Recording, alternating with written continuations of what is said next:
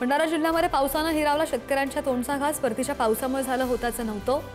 20,540 शेतकऱ्यांचं नुकसान। धान पीक पाण्याखाली गेल्यामुळे शेतकरी चिंतित। नाशिक जिल्ह्यामध्ये पावसामुळे 48,000 हेक्टरवरच्या पिकांचं नुकसान। आधीच सप्टेंबरमधील अतिवृष्टीमुळे कोलमडलेले शेतकरी आता ऑक्टोबरमधील अवकाळी पावसामुळे पुन्हा संकटात। जालन्यामधील जाफराबाद तालुक्यामध्ये दमदार पाऊस आणि वादळी वाऱ्यामुळे ऊस पीक आडवं।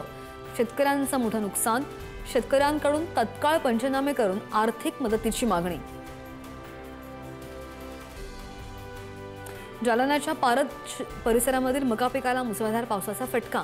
काढणीला आलेल्या मक्याची कणसं पाण्यामध्ये भिजली आणि त्यामुळे शेतकऱ्यांचं अतोनात नुकसान।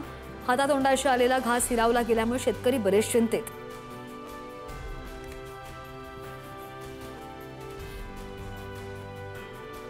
बुलढाण्यामधील सिंदखेड राजा तालुक्यामध्ये पावसामुळे शेकडो हेक्टरवरच्या कापूस पिकांचं हे नुकसान। वेचणीला आलेला कापूस भिजला आणि त्यामुळे शेतकऱ्यांचं नुकसान। जालन्यामध्ये दमदार पावसामुळे कापूस पिकाचं मोठं नुकसान।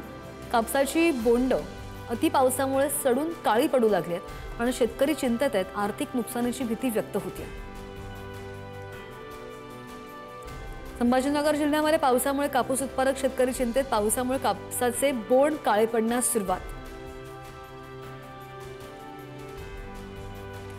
जळगावमध्ये वादळामुळे कांदा आणि केळी पिकांचं सुद्धा नुकसान।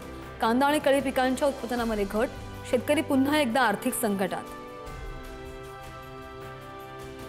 परभणीमध्ये यंदा 3,39,410 हेक्टरवर रब्बीची पेरणी।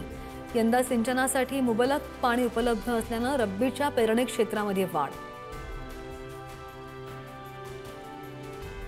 महाराष्ट्रामधून हमीभावाने 18,50,000 टन सोयाबीन खरेदीला केंद्र सरकारकडून मंजुरी आणि यासाठी 9,860 कोटी रुपयांच्या खर्चाला सुद्धा मान्यता। संभाजीनगरच्या सोयगावमध्ये अतिवृष्टीचं अनुदान न मिळाल्यामुळे शेतकरी आक्रमक।